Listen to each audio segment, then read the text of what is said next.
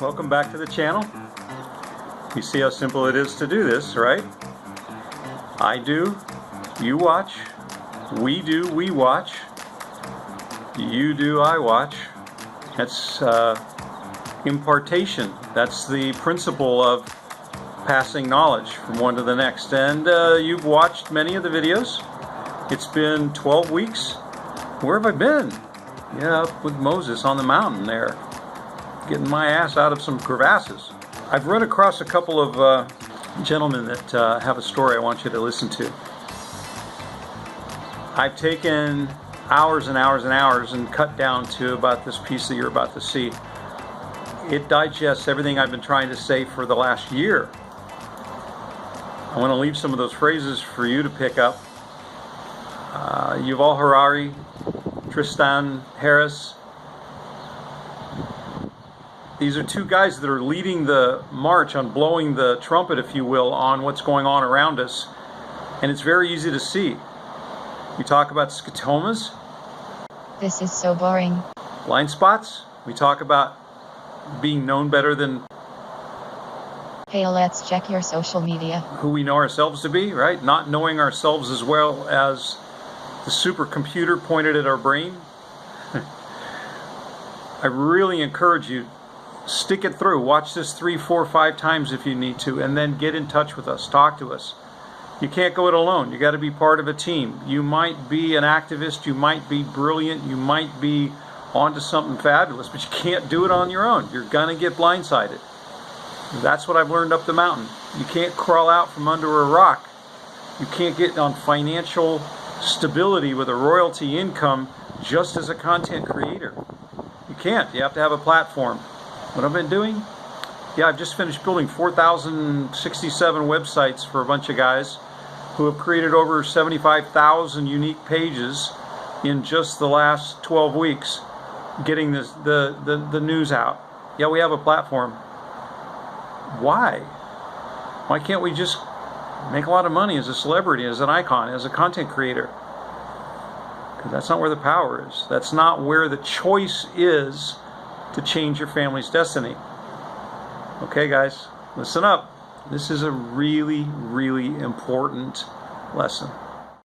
Hello, I'm Nicholas Thompson. I'm the editor-in-chief of Wired magazine, and I'm here with two of my favorite thinkers, Yuval Noah Harari. He's the author of 3 #1 best-selling books, including 21 Lessons for the 21st Century, which came out this week and which I just finished this morning, which is extraordinary. And Tristan Harris, who's the man who got the whole world to talk about time well spent and has just founded the Center for Humane Technology.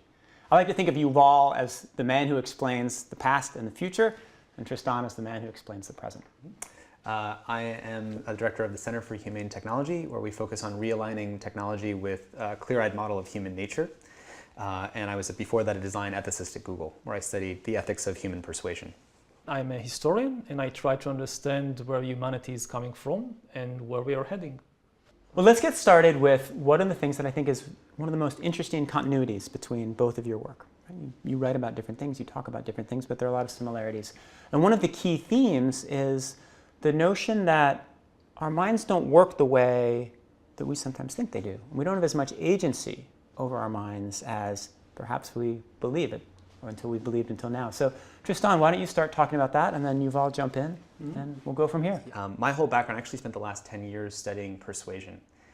Starting when I was a magician as a kid, where you learn that there's things that work on all human minds. It doesn't matter whether they have a PhD or whether they, what education level they have, whether they're nuclear physicists, what age they are. It's not like, oh, if you speak Japanese, I can't do this trick on you, it's not going to work. Or you have a PhD, it works on everybody. So somehow there's this discipline which is about universal exploits on all human minds. And then I was at a lab called the Persuasive Technology Lab that teaches at Stanford, that teaches engineering students how do you apply the principles of persuasion to technology. Could technology be hacking human feelings, attitudes, beliefs, behaviors to keep people engaged with products? And I think that's the thing that we both share, is that the human mind is not the total, secure enclave root of authority that we think it is. And if we want to treat it that way, we're going to have to understand what needs to be protected first, is my perspective. Yeah, I think that we are now facing really not just a technological crisis, but a philosophical crisis. because we have built our society, certainly liberal democracy with elections and the free market and so forth, on philosophical ideas from the 18th century, which are simply incompatible, not just with the scientific findings of the 21st century, but above all with the technology we now have at our disposal. Our society is built on the ideas that the voter knows best, that the customer is always right, that ultimate authority, as Tristan said, is with the feelings of human beings. And this assumes that the human feelings and human choices are these sacred arena which cannot be hacked, which cannot be manipulated. Ultimately, my choices, my desires reflect my free will, and nobody can access that or touch that. And this was never true, but we didn't pay a very high cost for believing in this myth in the 19th or 20th century, because nobody had the technology to actually do it. Now, some people, corporations, governments, they are gaining the technology to hack human beings. Maybe the most important fact about living in the 21st century is that we are now hackable animals. Well, explain what it means to hack a human being and why what can be done now is different from what could be done 100 years ago with religion or with a book or with anything else that influences what we see and changes the way we think about the world. To hack a human being is to understand what's happening inside you on the level of the body, of the brain, of the mind, so that you can predict what people will do, you can understand how they feel, and you can, of course, once you understand and predict, you can usually also manipulate and control and even replace. And of course, it can't be done perfectly, and it was possible to do it to some extent also a century ago. But the difference in the level is significant. The key, I would say that the real key is whether somebody can understand you better than you understand yourself. The algorithms that are trying to hack us, they will never be perfect. There is no such thing as understanding perfectly everything or predicting everything. You don't need perfect. You just need to be better than the average human being. And are we there now, or are you worried that we're about to get there? I think Tristan may be able to answer where we are right now better than me, but I guess that if we are not there now, we are approaching very, very fast. Yeah, I think a good example of this is YouTube. So, relatable example, you open up that YouTube video your friend sends you after your lunch break. You come back to your computer and you think, okay, I know those other times I end up watching 2 or 3 videos and I end up getting sucked into it, but this time it's going to be really different. I'm just going to watch this one video. And then somehow that's not what happens. You wake up from a trance 3 hours later and you say, what the hell just happened? And it's because you didn't realize you had a supercomputer pointed at your brain. So when you open up that video, you're activating Google, Alphabet's billions of dollars of computing power. And they've looked at what has ever gotten 2 billion human animals to click on another next video. And it knows way more about what's going to be the perfect chess move to play against your mind. Like if you think of your mind as a chessboard, and you think you know the perfect move to play, I'll just watch this one video. But you can only see so many moves ahead on the chessboard.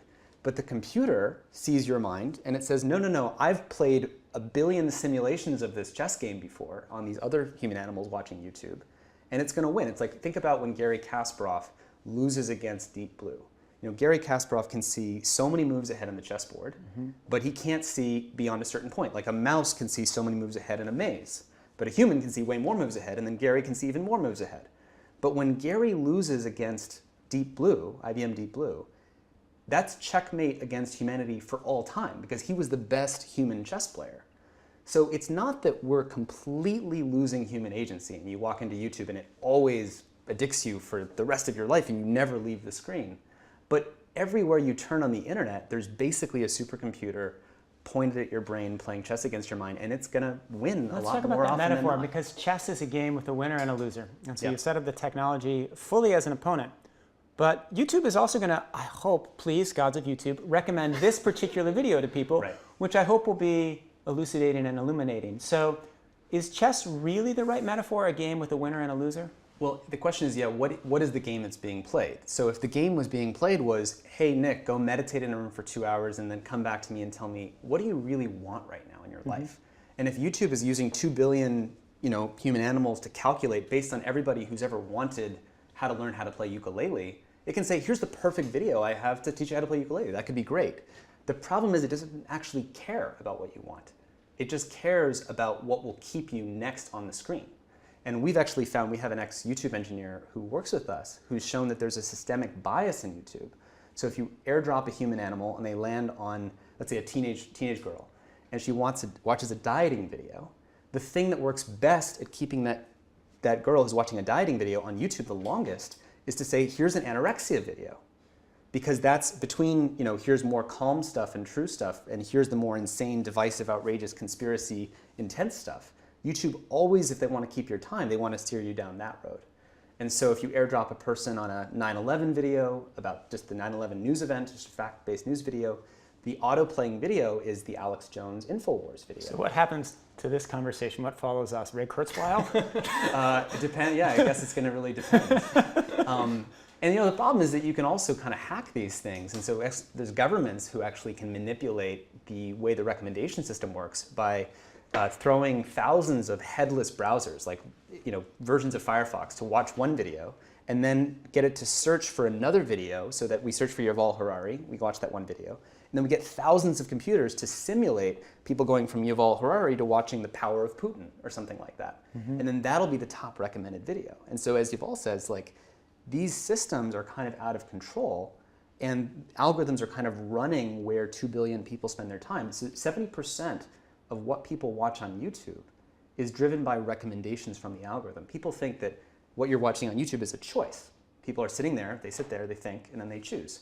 But that's not true. 70% of what people are watching is the recommended videos on the right-hand side, which means 70% of where 1.9 billion users, that's more than the number of followers of Islam, about the number of followers of Christianity, of what they're looking at on YouTube for 60 minutes a day. It's the average time people spend on YouTube. So you've got 60 minutes, and 70% is populated by a computer. So now the machine is out of control. Because if you thought 9/11 conspiracy theories were bad in English, try what are 9/11 conspiracies in Burmese and Sri Lanka and in Arabic. No one's looking at that. And so it's kind of a digital Frankenstein that's pulling on all these levers and steering people in all these different directions. Well, people don't want to hear this message that they are hackable animals, that their choices, their desires, their understanding of who am I, what is my most authentic aspirations, this can actually be hacked and manipulated. To put it briefly, my amygdala may be working for Putin. I don't want to know this. I don't want to believe that. No, I'm a free agent. If I'm afraid of something, this is because of me, not because somebody implanted this fear in my mind. If I choose something, this is my free will. And who are you to tell me anything else? It seems inevitable from what you wrote in your first book that we would reach this point where human minds would be hackable and where computers and machines and AI would have better understanding of us. But it's certainly not inevitable that it would lead us to negative outcomes, to 9/11 conspiracy theories and to a broken democracy. So have we reached the point of no return? How do we avoid the point of no return if we haven't reached there? And what are the key decision points along the way? Well, nothing is inevitable in that. I mean, the technology itself is going to develop. You can't just stop all research in AI, and you can't stop all research in biotech. And the two go together. I think that AI gets too much attention now, and we should put equal emphasis on what's happening on the biotech front. Because in order to hack human beings, you need biology. And some of the most important tools and insights, they are not coming from computer science. They are coming from brain science. And many of the people who design, say, all these amazing algorithms, they have a background in psychology and in brain science, because this is what you're trying to hack. But what should we realize? We can use the technology in many different ways. I mean, for example, we're now using AI mainly in order to survey individuals in the service of corporations and governments, but it can be flipped and to the opposite direction. We can use the same surveillance systems to monitor the government in the service of individuals. that to monitor, for example, government officials, that they are not corrupt. Right. The technology is willing to do that. The question is whether we are willing to develop the necessary tools to do it. I think one of Yuval's major points here is that the biotech lets you understand, by hooking up a sensor to someone, features about that person that they won't know about themselves. And we're increasingly reverse engineering the human animal. One of the interesting things that I've been following is also the ways you can ascertain those signals without an invasive sensor. And we were talking about this a second ago. There's something called Euler video magnification, where you point a computer camera at a person's face, and a human being I can't look at your face and see your heart rate. Right. My intelligence doesn't let me see that. You can see my eyes dilating, right? But I can see your eyes dilating. Because I'm terrified of you. But if I put a supercomputer behind the camera, I can actually run a mathematical equation, and I can find the micropulses of blood to your face that I as a human can't see, but the computer can see. So I can pick up your heart rate. What does that let me do? I can pick up your stress level, because heart rate variability gives you your stress level. I can point, there's a woman named Poppy Crum who gave a TED talk this year about the end of the poker face. That we have this idea that there can be a poker face. We can actually hide our emotions from other people. But this talk is about the erosion of that we can point a camera at your eyes and see when your eyes dilate, which actually detects cognitive strains when you're having a hard time understanding something or an easy time understanding something. And we can continually adjust this based on your heart rate, your eye dilation. You know, one of the things with Cambridge Analytica is the idea that if we have, which is all about the hacking of Brexit and Russia and all the US elections, that was based on, if I know your big 5 personality traits, if I know Nick Thompson's personality through his openness, conscientiousness, extrovertedness, agreeableness, and neuroticism, that gives me your personality. And based on your personality, I can tune a political message to be perfect for you. Right. Now, the whole scandal there was that Facebook let go of this data to be stolen by a researcher who used to have people fill in questions to figure out what are Nick's big 5 personality traits. But now there's a woman named Gloria Mark at UC Irvine who's done research showing you can actually get people's big 5 personality traits just by their click patterns alone. So with 80% accuracy. So again, the end of the poker face, the end of the hidden parts of your personality. We're going to be able to point AIs at human animals and figure out more and more signals from them, including their micro expressions when you smirk and all these things. We've got Face ID cameras on all of these phones. So now if you have a tight loop where I can adjust the political messages in real time to your heart rate and to your eye dilation and to your political personality, that's not a world you want to live in. It's a kind of dystopia. There are many contexts you can use that. It can be used in class to figure out that the student is not getting the message, that the student is bored, which could be a very good thing. Yep. It can be used by lawyers, like you negotiate a deal, and if I can read what's behind your poker face and you can't, that's a tremendous advantage for me. So it can be done in a diplomatic setting, like 2 prime ministers are meeting to, resolve the Israeli-Palestinian conflict. And one of them has an earbug, and the computer is whispering in his ear what is the true emotional state, what's happening in the brain, in the mind of the person on the other side of the table. And what happens when the 2 sides have this. And you have kind of an arms race, and we just have absolutely no idea how to handle these things. And so this is inevitable. This is the crux of the whole issue. This is everything, is what we're talking about. And how do you trust something that can pull these signals off of you? If a system is asymmetric, if you know more about me than I know more about myself, we usually have a name for that in law. So, for example, when you deal with a lawyer, you hand over your very personal details to a lawyer so they can help you. But then they have this knowledge of the law and they know about your vulnerable information, so they could exploit you with that. Imagine a lawyer who took all that personal information and then sold it to somebody else. But they're governed by a different relationship, which is the fiduciary relationship. They can lose their license if they don't actually serve your interest. And similarly, like a doctor or a psychotherapist, they also have it. So there's this big question of, how do we hand over information about us and say, I want you to use that to help me? So on whose authority can I guarantee you're going to help me. There is no moment when we are handing the information. In this case, you're not even handing the information. Yeah, with the lawyer, there is this formal setting. Right. Like, okay, I hire you to be my lawyer. This is my information. Right. And we know this. But I'm just walking down the street. There is a camera looking at me. I don't even know that. Right. And they are hacking me through that. Right. So I don't even know it's happening. That's the most duplicitous part of it. We often say it's like, imagine a priest, if you want to know what Facebook is, imagine a priest in a confession booth, and they listen to 2 billion people's confessions. But they also watch you around your whole day, what you click on, which ads of Coca-Cola or Pepsi or the shirtless men and the shirtless women, and all your conversations that you have with everybody else in your life, because they have Facebook Messenger, they have that data too. But imagine that this priest in a confession booth, their entire business model is to sell access to the confession booth to another party, so someone else can manipulate you. Because that's the only way that this priest makes money in this case. So they don't make money any other way. Two giant entities that will have, I mean, there are a million entities that will have this data, but there's large corporations, you mentioned Facebook, and there will be governments. Which do you worry about more? It's the same. I mean, once you reach beyond a certain point, it doesn't matter how you call it. This is the entity that actually rules.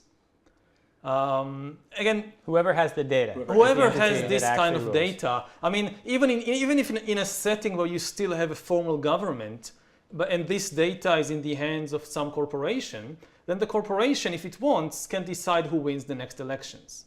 So it's not really much of a choice. I mean, there is choice. We can design a different political and economic system in order to prevent this immense concentration of data and power in the hands of either governments or corporations that use it without being accountable and without being transparent about what they are doing. There are many. I mean, the message is not okay. It's over. Humankind is in the dustbin of history. That's not the message. No, that's not the message. I mean, the eyes have stopped dilating. Let's keep this going. The real question is, we need to get people to understand this is real, this is happening, there are things we can do. And like, you have a midterm elections in a couple of months. So in every debate, every time a candidate goes to meet the potential voters in person or on television, ask them this question. What is your plan? What is your take on this issue? What are you going to do if we are going to elect you? If they say, I don't know what you're talking about, that's a big problem. I think the problem is most of them have no idea what we're talking about, and that's one of the issues is I think policymakers, as we've seen, are not very educated on these issues. They're doing better. They're doing so much better this year than last year. It's true. Watching the Senate hearings, the last hearings with Jack Dorsey and Sheryl Sandberg versus watching the Zuckerberg hearings or watching the Colin Stretch hearings, there's been improvement. It's true. There's much more, though. I mean, I think these issues just open up a whole space of possibility. We don't even know yet the kinds of things we're going to be able to predict. Like, we've mentioned a few examples that we know about, but if you have a secret way of knowing something about a person by pointing a camera at them in AI, why would you publish that? So there's lots of things that can be known about us to manipulate us right now that we don't even know about, and how do we start to regulate that? I think that the relationship we want to govern is when a supercomputer is pointed at you, that relationship needs to be protected and governed by a set of terms. And so there are three elements in that relationship. There's the supercomputer. Yeah. What does it do? What does it not do? Yeah. There's the dynamic of how it's pointed. What are the rules over what it can collect? What are the rules over what it can't collect and what it can store? And there's you. How do you train yourself to act? How do you train yourself to have self-awareness? So let's talk about all three of those areas, maybe starting with the person. What should the person do in the future to survive better in this dynamic? One thing I would say about that is I think self-awareness is important. It's important that people know the thing we're talking about and they realize that we can be hacked, but it's not a solution. You have millions of years of evolution that guide your mind to make certain judgments and conclusions. A good example of this is if I put on a VR helmet and now suddenly I'm in a space where there's a ledge, I'm at the edge of a cliff. I consciously know I'm sitting here in a room with Yuval and Nick. I know that consciously. So I've got the self-awareness. I know I'm being manipulated. But if you push me, I'm going to not want to fall, right? Because I have millions of years of evolution that tell me you are pushing me off of a ledge. So in the same way, you can say, Dan Ariely makes this joke, actually, behavioral economist, that flattery works on us even if I tell you I'm making it up. I said, like, Nick, I love your jacket right now. It's a great jacket on you. I didn't compliment it. It's a really amazing jacket. I actually picked it out because I knew from studying your carbon dioxide exhalation yesterday that you'd like this. Exactly. We're manipulating each other now. The point is that even if you know that I'm just making that up, it still actually feels good. The flattery feels good. And so it's important, we have this sort of, I think of this as like a new era of kind of a new enlightenment where we have to see ourselves in a very different way. And that doesn't mean that that's the whole answer. It's just the first step. We have to all walk around. So the first step is recognizing that we're all vulnerable. Hackable, yeah, right? Vulnerable, yeah. But there are differences. Yuval is way less hackable than I am because he meditates 2 hours a day and doesn't use a smartphone, right? I'm super hackable. Probably key, yeah. So what are the other things that a human can do to be less hackable? So you need to get to know yourself as best as you can. It's not a perfect solution, but somebody is running after you, you run as fast as you can. I mean, it's a competition. Who knows you best in the world? So when you are 2 years old, it's your mother. Eventually, you hope to reach a stage in life when you know yourself even better than your mother. And then suddenly, you have this corporation or government running after you, and they are way past your mother, and they are at your back. They're about to get to know, this is the critical moment. They know you better than you know yourself. So run a little faster. And there are many ways you can run faster, meaning getting to know yourself a bit better. So meditation is one way. Other people, and there are hundreds of techniques of meditation, different works for different people. You can go to therapy, you can use art, you can use sports, whatever works for you. But it's now becoming much more important than ever before. You know, it's the oldest advice in the book, know yourself. Yeah. But in the past, you did not have competition. If you lived in ancient Athens and Socrates came along and say, know yourself, it's good for you. And you said, nah, I'm too busy, I have this olive grove, I have these deals I don't have time. So okay, you didn't get to know yourself better, but there was nobody else who was competing with you. Now you have serious competition. So you need to get to know yourself better. This is like the first maxim. Secondly, as an individual, if we talk about what's happening to society, you should realize you can't do much by yourself. Join an organization. Yeah. Like, if you're really concerned about this week, join some organization. 50 people who work together are a far more powerful force than 50 individuals who each of them is an activist. And it's good to be an activist. It's much better to be a member of an organization. And then there are other tested and tried methods of politics. We need to go back to this messy thing of making political regulations and choices of all this. It's maybe the most important. Politics is about power. And this is where power is right now. It's centralized here.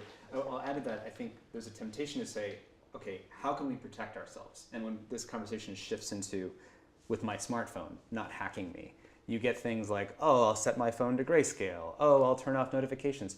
But what that misses is that you live inside of a social fabric. When we walk outside, my life depends on the quality of other people's thoughts, beliefs, and lives. So if everyone around me believes a conspiracy theory, because YouTube is taking 1.9 billion human animals and tilting the playing field so everyone watches InfoWars.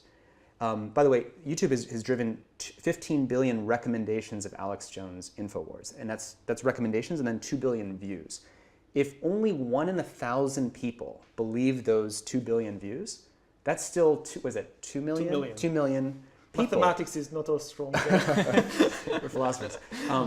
And so if that's 2 million people, that's still 2 million new conspiracy theorists. So if everyone else is walking around in the world, you don't get to do that. If you say, hey, I'm a kid, I'm a teenager, and I don't want to care about the number of likes I get, so I'm going to stop using Snapchat or Instagram. I don't want to be hacked for my self-worth in terms of likes. So if I'm a teenager and I'm using Snapchat or Instagram, and I don't want to be hacked for my self-worth in terms of the number of likes I get, I can say I don't want to use those things, but I still live in a social fabric where all my other sexual opportunities, social opportunities, homework, transmission where people talk about that stuff, if they only use Instagram, I have to participate in that social fabric. So I think we have to elevate the conversation from how do I make sure I'm not hacked? It's not just an individual conversation. Yeah. We want society to not be hacked, which goes to the political point and sort of how do we politically mobilize as a group to change the whole industry. I mean, for me, I think about the tech industry, but.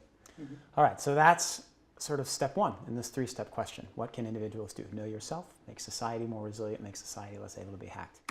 I'm not sure about you, but I watched this at least 4 times now to really pick it up. But I'm sure it really follows the premise, both minor and major, that I've made over the last year with 360 Men and with Theoplexus and with the platform that all the guys are on. I think we should talk, right? So the call to action to this video would be, find something simple that you can take action on, which is 1, be aware, watch it again, subscribe, maybe talk to us by coming over to 360 Men and meeting one of the guys. Let me introduce you to some of them in your area. You can't go it alone. You're falling a crevasse. Look at all the scotomas that are already being brought out. All right, good on you for watching. Talk to you soon.